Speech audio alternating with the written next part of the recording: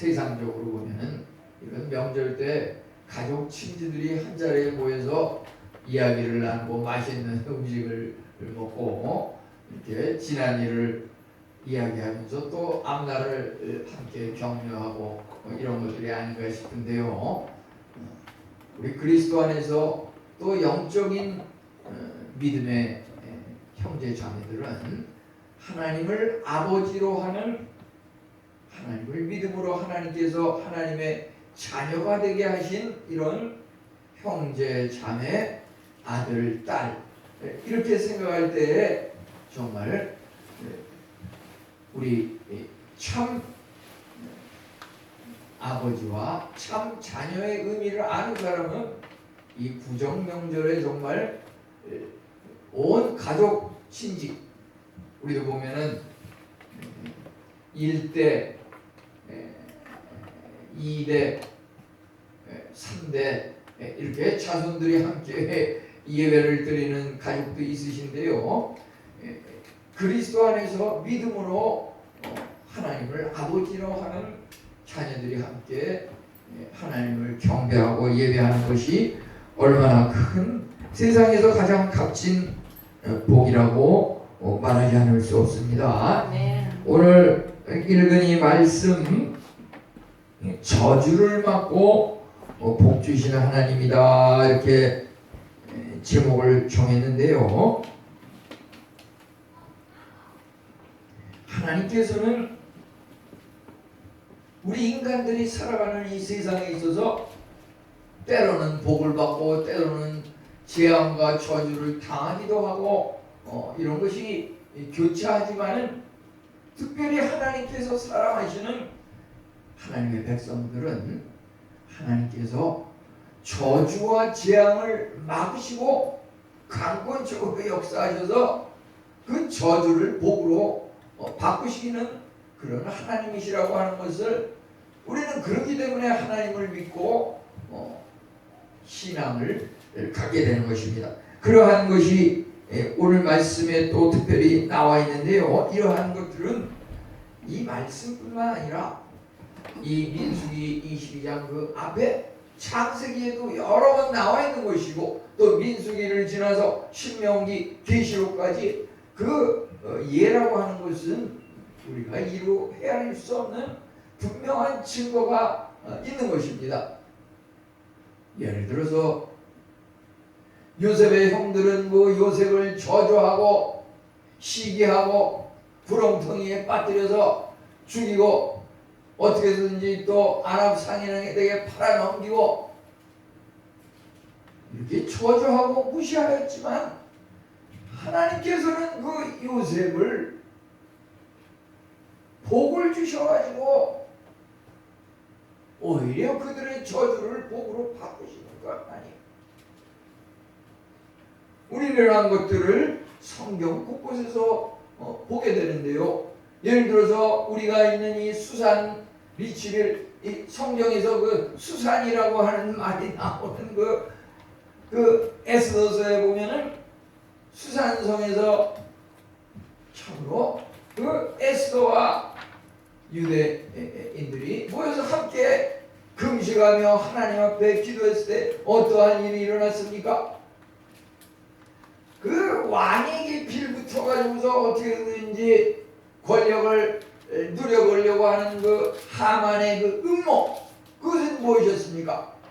자기보다 높아지려고 하는 그 진실되고 순수한 하나님의 백성 모르드게가 뭔가 자기에게 걸림돌이 됐기 때문에 모르드게를 죽이기 위해서 막대기를, 장대를 준비해가지고 내가 저 모르드게를 왕에게 고자질해가지고서 이 막대기에 매달아 목매어 죽게 하리라 이러면서 모르드게를 저주했지만 하나님께서는 그들의 그 에스더와 백성들의 기도를 들으시고서 그 저주를 복으로 바꾸시는데, 모르드게를 죽이려고 만든 그 막대기에 하만이 매달려 죽게 되는 그런 것을 우리는 성경에서 보게 됩니다.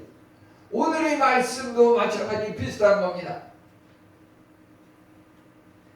당시에 이제 이스라엘 백성들이 가나안을 정복하고 젖과 꿀이 흐르는 땅 가나안 그곳에 들어가는 그 과정 속에서 일어나는 그 하나의 부분이라고 볼 수가 있는데요. 모압이라고 하는 곳에 그 왕이 이름이 발락이라고 하는 왕이 있었는데 그 왕이 볼 때 이스라엘 백성들이 하나의 걸림돌이고 이대로 내버려뒀다가는 그들이 하나님의 백성인데 힘과 하나님의 그 능력을 통해서 우리 모압을 갖다가 멸망시키고 해롭게 하지 않을까 하는 두려움이 앞서다 보니까 그들 나름대로의 그 숭배하는 바알신이 있고 그들 나름대로 또 제사장이 있고 이방 제사장이 있고 그러는데 그 중에서 이 발락 그 모압 왕은 바알신의 제사장 발람이라고 하는 그 제사장을 갖다가 초청해가지고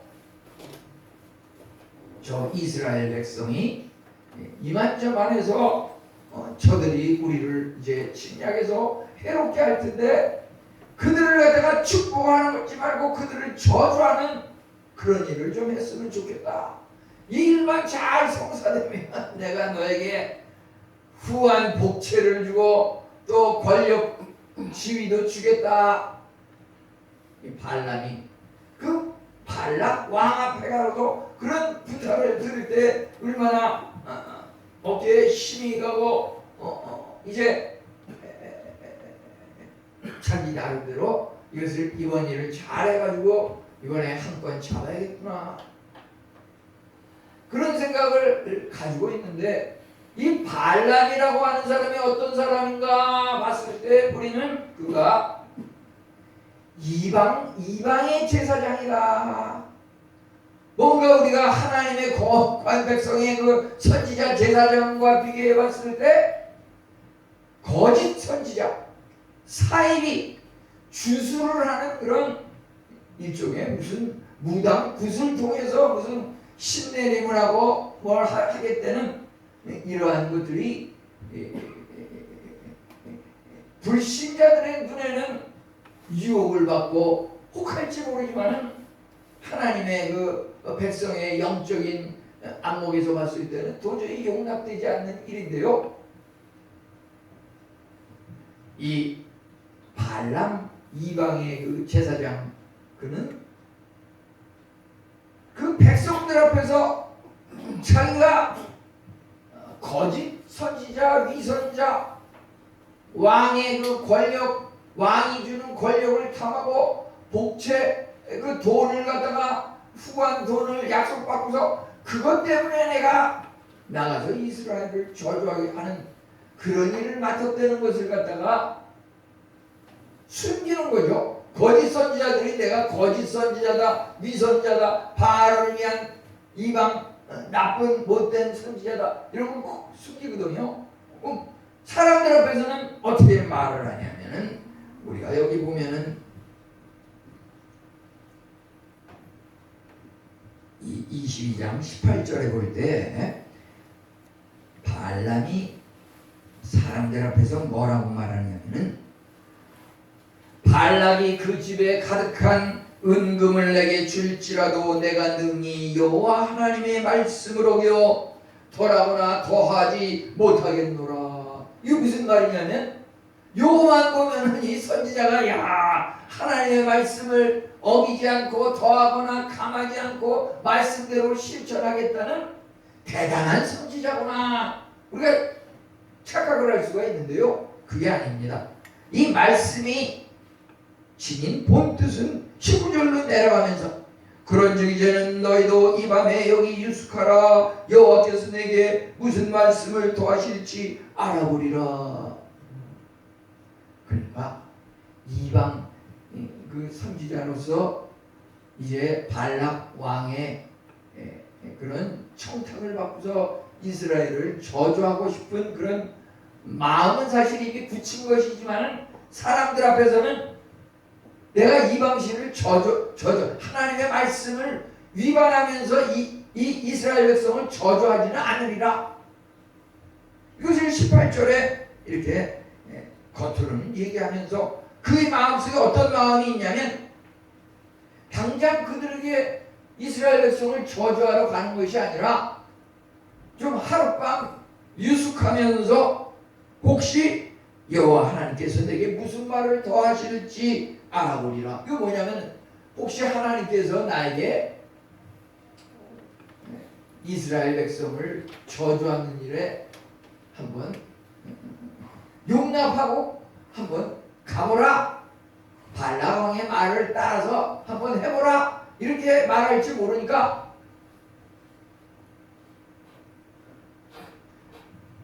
겉으로는 내가 하나님의 말씀을 절대 순종하고 어김없이 따르리라 이렇게 말하면서도 그러면 절대 가지 말고 이렇게 해야 되는데 하루 더 기다려 봅시다. 하나님께서 혹시 우리에게 가라고 하실지 가지 말라고 하실지 모르니까 이게 하나님께서 가라고 한다는 것은 이스라엘을 저주하는 일에 가라고 하는 것이고 가지 말라고 하는 것은 이스라엘을 저주해서는 안 된다는 그런 말인데요. 여기서 하나님께서 우리가 읽은 21절부터 35절을 읽었는데요. 21절, 22절에 보면 21절, 22절을 보면은 이제 그 발람 선지자가 여기 보면은 고관들과 함께 가니 그가 이스라엘 백성을 저주하기 위해서 그 발람 왕의 그 신하들과 함께 모압을 향해서 이제 가고 있는 것이었습니다. 여기에 하나님께서 이제 그 발람 그 잘못된 그 이방 선지자가 이스라엘 백성을 저주하는 길에 나가는 그 장면을 갖다가 어떻게 이끄시는지 일단 그 선지자가 그 길을 갈 수 있도록 하신 것은 그의 마음속에 내가 어떻게 해서든지 발람 왕이 주는 어떤 권력이 탐이나고 그 다음에 그가 복채 살에 돈을 주겠다고 하는 그 후한 상급이 탐이 나가지고서 이미 마음속에는 굳힌 거지만 그것을 사람들한테 드러내지는 않으면서도 이제 가고 있는데 하나님께서는 이스라엘 백성을 보호하시기 위해서 어떠한 일을 통해서 이스라엘 백성을 그 저주로부터 보호하시는지 여기 보면 등장하는 인물이 나귀가 등장하고 이제 여호와의 사자가 등장하는데요. 여호와의 사자가 영적인 여호와의 사자는 천사인데 하나님께서 보내신 그 천사는 성경에서는 하나의 그 하나님과도 동등한 그러한 분으로 이렇게 또 묘사되기도 하는데요. 그 하나님이 보내신 천사는 영적인 안목이 열리면 보이지만은 세상적인 안목만 가지고는 그게 보이지 않는다고 하는 거예요. 이제 나귀 등에 발람 선지자를 태우고서 이제 가고 있는데 그 가고 있는 그 앞에 여호와의 사자가 칼을 들고서 그 길을 막고 있는 것이었습니다. 칼을 들고서 너 이스라엘 백성을 저주하러 가면 내가 이 칼로 쳐 죽이고 저주하러 가지 못하게 막겠다. 그런데 발람 선지자는 이방신 악한 선지자이기 때문에 당시로서는 하나님의 영안이 열리지 않아서 전혀 그 여호와의 사자가 칼을 들고 서 있는 게 보이질 않아요. 나귀는 보이는데.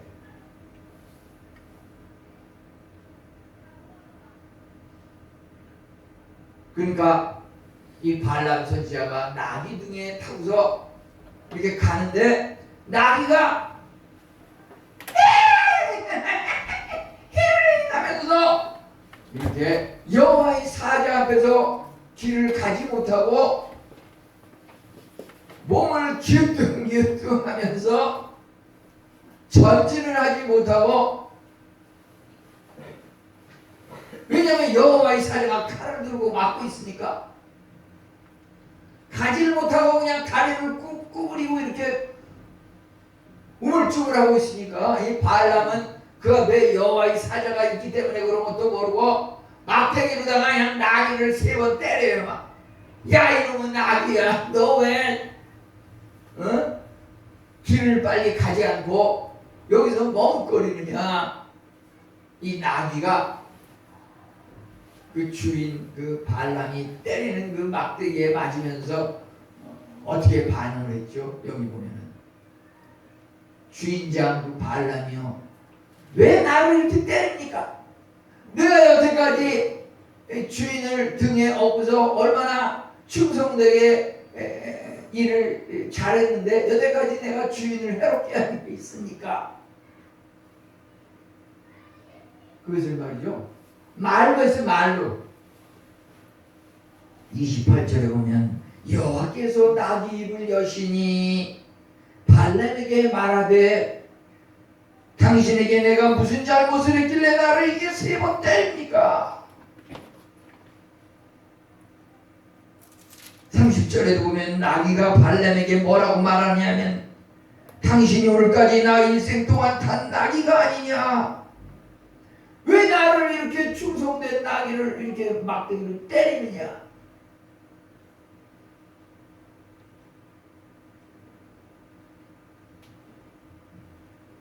발람은 깜짝 놀랐겠죠. 도대체 나귀가 말을 하니까. 이제 하나님께서 여기 보면은 이 발람에게도 말이죠, 발람에게도 이제 영안을 열어주셔가지고 여호와의 사자를 보게 하시는 그러한 일이 여기 또 나오고 있는 것을 보게 됩니다.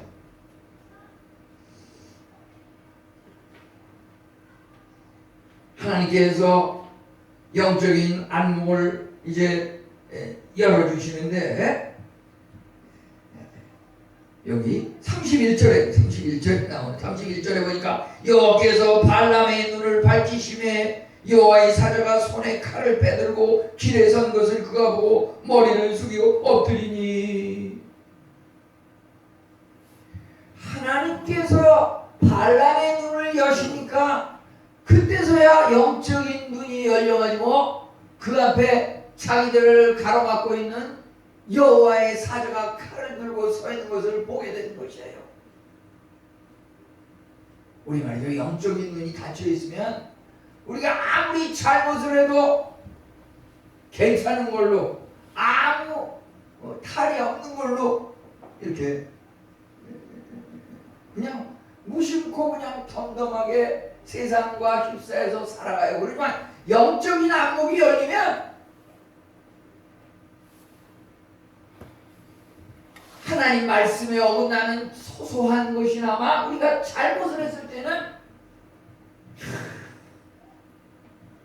하나님께서 나를 경고하시고, 여기 보면 어떻게 발람을 경고를 했냐면은 25절에 보니까 여호와의 사자를 보고 몸을 담에 대고 발람의 발을 그 담에 뚫음에 발람이 다시 채찍질하니, 발람의 그 발을 갖다 말이죠, 담에다가 짓눌, 이 담벼락에다가 그 발을 짓눌러가지고 이게 어떻게 보면은 발모가지를 부러뜨리려고 그랬다 그럴까요? 발에 어떤 아픔과 통증을 느껴가지고 뭔가 자기가 잘못된 길로 가려고 하는 것을 깨닫게 하시는, 이 나귀로 하여금 발람의 그 발음에다가 담벼락에다가 딱 찔러가지고서 고통을 당하게. 우리가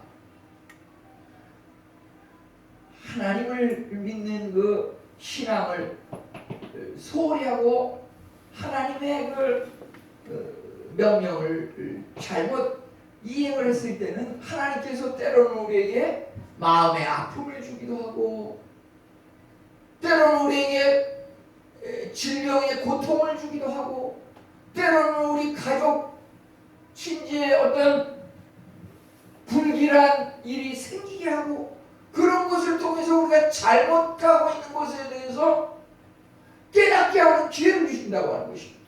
우리가 하나님의 말씀을 잘 따라서 순종하면은 여호수아 1장 8절 이 율법책을 주야로 묵상하고 그 가운데 기록한 대로 다 지켜 행하라. 그러면 내 길이 평탄할 것이라 내가 형통하리라. 하나님의 말씀을 묵상하고 지키고 행동으로 삶에 실천하는 사람은 뭐든지 일이 다 잘 풀리는데 이것이 우물쭈물하고 거짓 선지자같이 대적하고 거역하는 사람은 뭔가 잘못된 일이 생긴다고 하는 것이에요.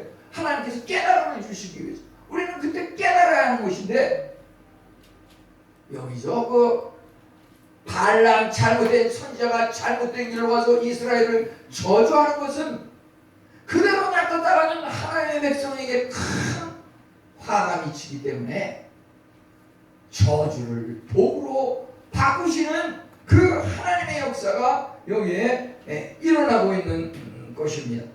우리는 처음으로 이 발람에 대해서 무엇이 문제인지 오늘 말씀의 제목은 저주를 막고 복을 주시는 하나님이신데 이것에 대한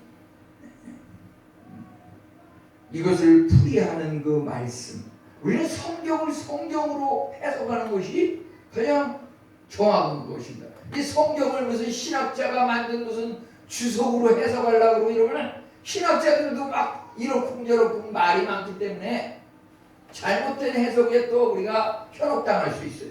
우리는 여기서 로마서 8장 31절로 본문을 해석하라고 합니다. 만약 하나님이 우리를 위하시면 누가 우리를 대적하리요. 하나님 앞에 나와 기도하고 봉사하고 섬기고 말없이 충성하는 사람은 하나님께서 보호하시는데 마귀 사탄 불신 세력이 우리를 해롭게 할 때 그것을 강권적으로 역사해서 막으시려고 하는 것입니다. 아멘. 예를 들어서 무슨 요즘 보면은 뉴스거리도 많이 나오고 뭐 빌라왕 뭐 무슨 건축왕 그래가지고서 그 건물에 무슨 그 집에 무슨 실소유자도 아닌데 부동산을 통해서 이름을 빌려줘가지고서 네가 실소유자인 것처럼 행동하라. 사실 그 사람 보면은 돈 한 푼도 없고 그냥 빚더미에서 그냥 실체가 없고 어디 도망다니는 그러다. 저도 그런 거 경험했어요. 경험해가지고서 법정에 가가지고서 막 그 신문을 당하고 그런 적도 있는데요. 그러한 것들 사실 크고 작은 비슷한 것을 우리 성도님들도 경험하셨을 거예요. 그지만 하나님께서 말이죠. 결정적으로 그것을 계약을 하고 하는 순간에 우리 성도들은 하나님이 그를 막으세요. 우리 성도님 중에서 그런 간증을 하는 것을 들었어요. 너무 여러 가지 조건이 좋고 전망도 좋고 장소가 좋아서 막 계약을 하려고 하는데 그 계약하는 그 순간에 계약하는 것을 하나님께서 막으셔가지고서 계약하지 않도록 나중에 알고 보니까 계약했어도 큰일 날 뻔했고 이 하나님께서 우리 성도들을 보호하신 것. 아멘. 우리 믿지 않는 사람들은 우리 믿는 열심히 충성되이 신앙생활하는 사람 우리들을 향해서 온갖 말 나라를 만들어가지고 인해교회고 이단 아니냐. 그 목사님을 보니까 절대 신뢰감이 안 들어. 계속 핑계를 대면서 교회를 나오는 것을 갖다가 연기하고 교회를 대적하고, 여기 발람 선지자는 한 다리는 하나님을 믿는 척 하면서 또 한 다리는 세상의 물질과 권세를 탐하면서 이런 이중적인 마음을 보였던 것입니다. 우리 오늘날 교회가 커지면 얼마나 정치에 빌붙어가지고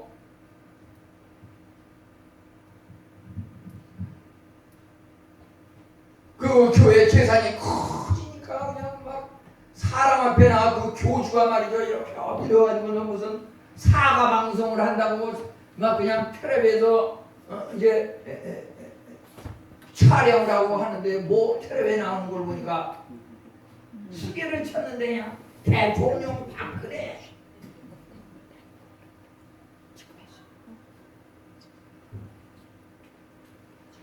어디를 비난하는 것이 아니라 우리도 자칫 뭐가 커지고 이러다 보면은 그런 세상의 권력, 돈을 탐하기가 쉽다고 하는 것입니다. 우리는 하나님께서 백성을 보호하고 막으시기 위해서 저주에서 보호하시는데, 이 나귀를 통해 가지고, 나귀는 영적인 눈이 열려서 그 여호와의 사자가 칼을 들고 있는 것을 갖다가 보는데, 나귀도 보는 그 여호와의 사자가 칼을 들고 우리의 길을 막고 있는 것을 그 선지자가 전혀 눈에 보이지 않고 잘못된 길로 가고 있는 이것을 우리는 어떻게 해석을 해야 될까요? 오늘 아침에는 또 이렇게 전도지를 교회에서, 집에서 교회에 오면서 전도지를 원하시는데, 오늘 또 말씀이 이러다 보니까 하나님께서도 깨달음을 주시더라고요. 이 교회 앞에 버스 정류장 옆에 보니까 오늘따라 어떤 남자분이 이 토끼를 갖다가 이렇게 유모차 같은 데다가 토끼를 이렇게 태워가지고서 이렇게 가시더라고. 제가 사실 잘못된 그 생각 중에서 그동안 강아지를 갖다가 막 끌고 막 강아지 2마리를 끌고서 막 이렇게 지나가는 사람들 보면, 사람 살기도, 사람 하나 키우기도 힘든데 왜 이렇게 강아지를 데리고서 저렇게, 그 사람들에 대해서 말이죠, 좀 그렇게 존중하지 못하는 그런 잘못된 마음이 저에게 있었는데요.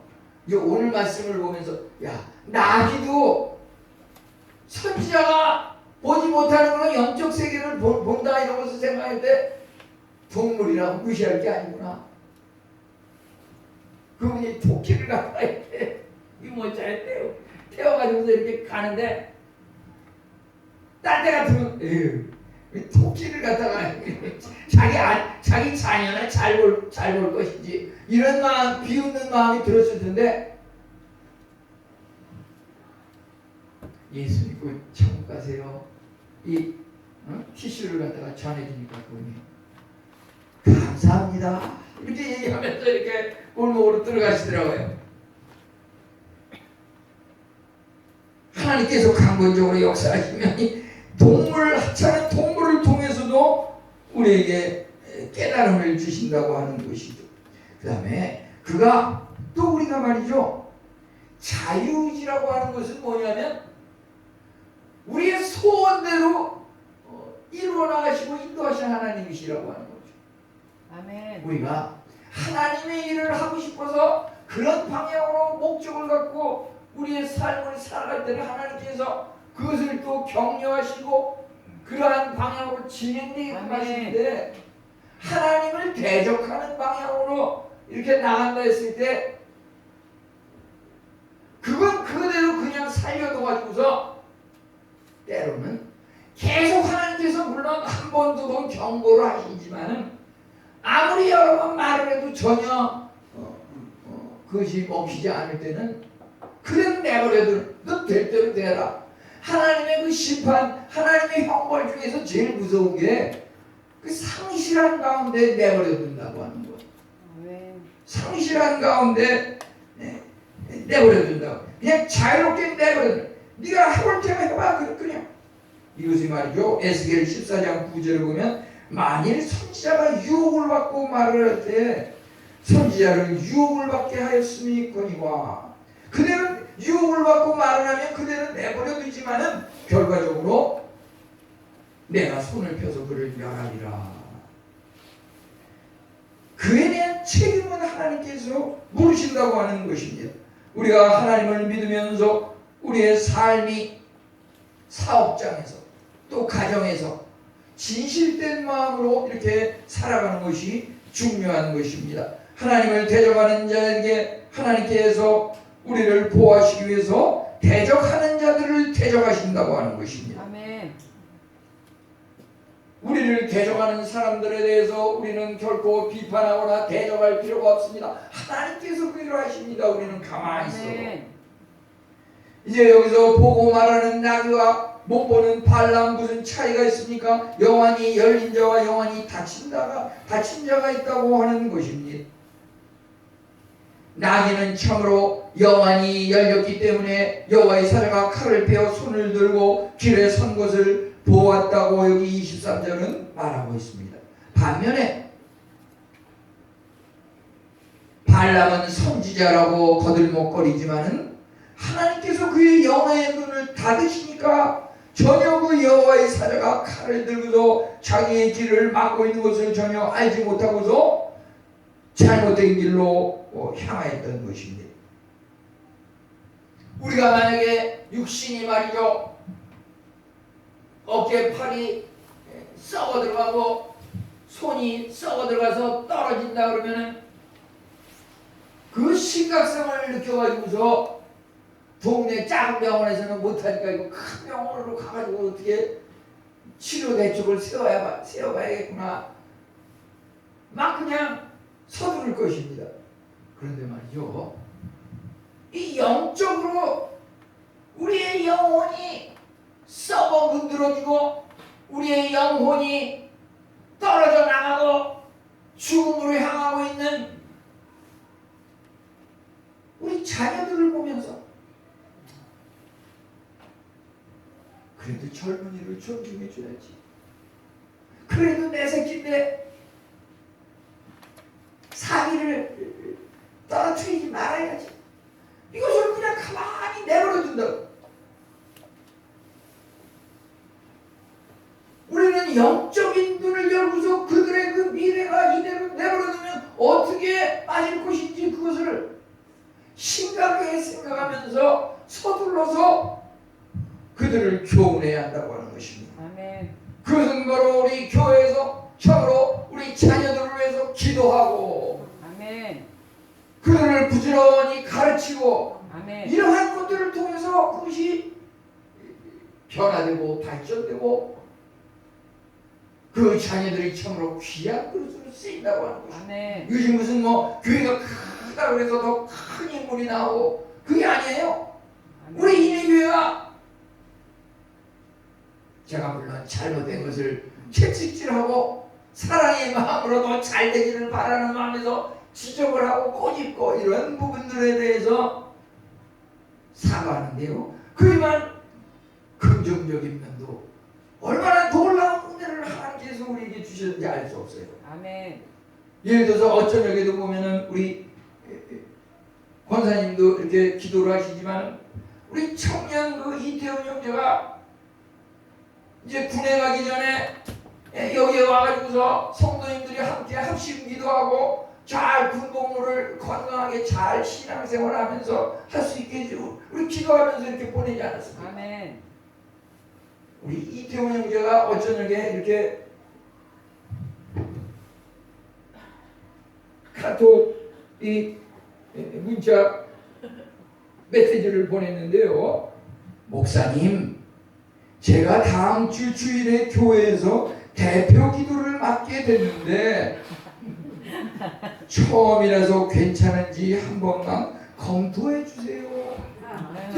요 메시지로 말이죠. 아멘. 자기가 이제 그 많은 전국의 병사들이 화생방 무슨 부대에 병사들이 주일에 모여서 예배를 드리는데 이태원 형제가 대표 기도를 거기서 많이 맡았다고 하는 그만큼 신앙인이라고 하는 것을 자기가 숨기지 않고 열심히 성실하게 신앙생활하면서 이렇게 기도를 자기가 맡게 됐다고. 아멘. 이 기도문을 이렇게 작성을 했는데 요거 한번 봐주세요. 그랬더니 보니까 아주 잘했더라고. 거의 고칠 게 없을 정도로 그래서 잘해서 하나님께 너무 감사를 드리는데요. 우리 성도님들이 지난 짧은 기간이지만 말이죠. 정말 아주 작은 집에서 살던 사람들이 아주 큰 집으로 이사하고 아멘. 정말 돈이 아주 그냥 찌들려가지고 가난하게 힘들게 이렇게 절망 가운데 사시는 분이 말이죠. 정말 보니까 30배, 60배, 100배 아멘. 세상적으로는 20배의 그 손해를 가서 원통에 내가 하나님 믿는데 왜 이런 일이 생길까 하면 하나님께서 복을 주시는데 100배의 복을 줘요. 100배. 아멘. 세상적으로는 2원을 미쳐가지고 원통에 했는데 하나님께서 200원을 보상해 주시는 100배의 은혜를 주시는 우리 성도님들이 말이죠. 집을 이리 갈까 저리 갈까 방황하고 하는데 아주 교회에 가까운 곳에 내가 어떻게 하면 신앙생활을 잘할 수 있을까? 교회에 가까운 곳으로 넓은 곳으로 이렇게 이사하시는 또 성도님들이 힘방을 내서 가서 예배를 드리고 하나님께서 우리 가정 한 가정 한 가정을 보면 말이죠. 정말 우리가 상상할 수 없는 그런 복을 우리 성도님들 가정에 다 하나님 주십시오. 물질적인 복을 원합니다. 이렇게 기도하는 분들이 말이죠. 이제 요즘 달라졌어요. 금요예배, 수요예배 오면 말이죠. 계란을 삶아가지고 집사님 드십시오. 목사님 함께 드시지요. 이제 하나님 앞에 간구하는데 말이죠. 전에는 주십시오, 주십시오 이러더니 기도가 달라졌어요. 하나님 주신 복을 어떻게 나눌까요? 누구와 나눌까요? 기도 제목이 완전히 바뀌었어요. 이게 바로 저주가 복으로 바뀌는 하나님의 은혜인 것입니다. 아멘. 저는 예수님이 좋은 걸 어떡합니까? 이 노래를 생각할 때마다 예수님이 좋은 걸 어떡합니까? 이 어깨가 말이죠. 덩실덩실 팔이 올라가면서 말이죠. 우리의 그 닫혔던 영안을 하나님께서 열어주시는데 우리의 그 영안이 열리면 우리의 삶이 완전히 바뀝니다. 아멘. 아멘. 누가 영안을 열어주십니까? 오늘 말씀 보니까 민수기 22장 31절에서는 여호와께서 발람의 눈을 밝히시매 여호와의 사자가 손에 칼을 빼들고 길에 선 것을 그가 보고 하나님께서 영안을 열어주시면 우리 앞에 보이지 않는 것이 보인다고 하는 것입니다. 이제 예수님께서 또 우리의 영안을 열어서 보게 하십니다. 마가복음 7장에 보니까 에바다 하시니 귀가 열려서 듣고 눈이 열려서 보더라. 우리 사도행전 9장에 보면은 사울이 예수님의 그 휘황찬란한 그 빛에 눈이 멀어가지고서 앞이 전혀 보이지 않고 사흘 동안 식음을 전폐했을 때 아나니아가 그에게 가가지고서 예수께서 이르시기를 너에게 안수를 해서 눈을 뜨게 하라고 하셨는데 안수를 하는 동안에 성령이 충만하더니 그의 눈에서 비늘이 벗겨지면서 앞이 보이게 된지라.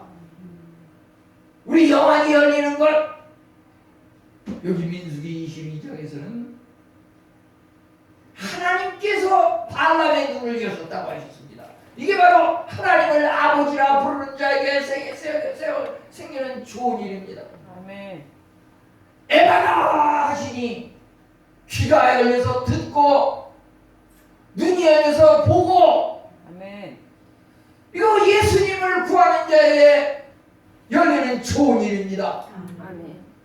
이제 기도를 통해서 성령이 충만하게 하시니 그냥 좋은 일이 아니라 좋은 일이 많이 있으리라. 많이 있으리라. 성령이 충만하리라.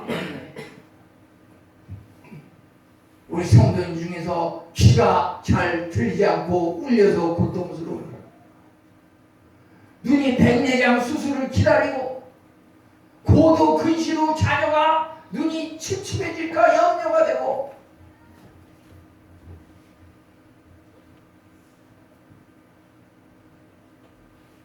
우리의 미래를 알 수 없는 불안한 이 모든 것들 삼위일체 하나님께서 다 해결해 주신다고 하는 우리 이 말씀을 통해서 말이죠. 우리 믿음 생활만 잘하면 절대 순종하는 사람에게는 늘 매 순간의 삶이 기적으로 살아가는 것인데, 내가 사는 것이 아니라 내 안에 그리스도께서 사는 것이라. 그리스도께서 살아가시는데 거기에 무슨 아픔이 있고 거기에 무슨 슬픔이 있고 거기에 무슨 고통이 있습니까? 그리스도께서 살아가시는 삶은 십자가를 부활로 바꾸시는, 저주를 복으로 바꾸시는 그 어떤 마귀 사탄의 장난도 다 막으심으로 말미암아 우리로 하여금 이기게 하시는 하나님께 감사하노라. 이것만이 우리가 살아가는 삶이고 현재와 미래인 것입니다. 이와 같은 은혜가 우리 성도님들 모두에게 함께 하실 줄 믿습니다. 하나님 감사.